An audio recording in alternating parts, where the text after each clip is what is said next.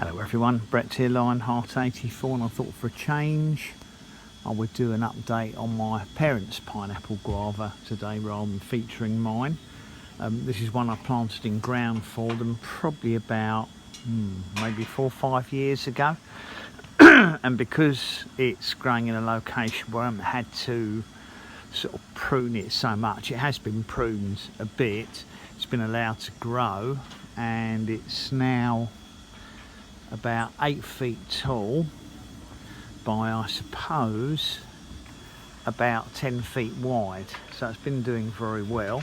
It did have quite a lot of flowers on it this year, and I attempted to hand pollinate them. I didn't have thousands of flowers, but it had a reasonable number, and I attempted to hand pollinate them, and we have had some success.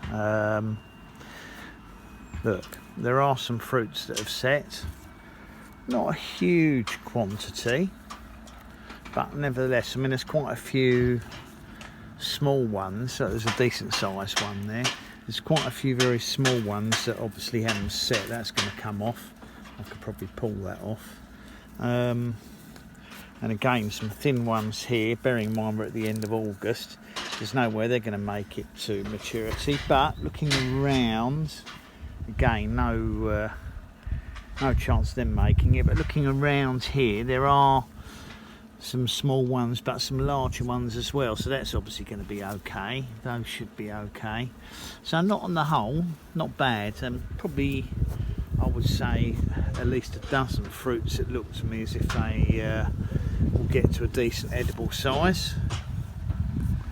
Obviously ones like that aren't going to do anything at all, but that one certainly will.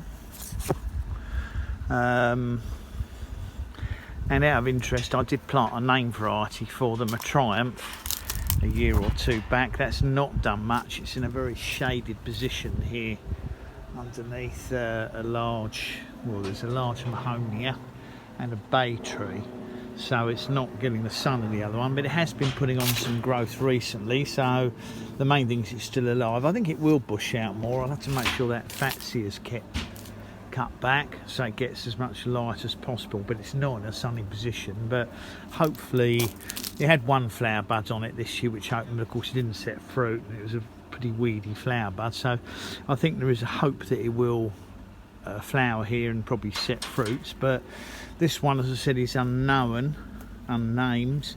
That's not to say it's not a known variety, it's simply that it was bought as Zacca Siloiana, so there's no way of knowing if it's just a seedling one originally or a named one. But as that fruit size doesn't look too bad, it has produced about hen's egg size fruits before, so it is capable of producing edible fruits, and it looks like that one's probably going to be okay this year, and that should come end of October, beginning of November.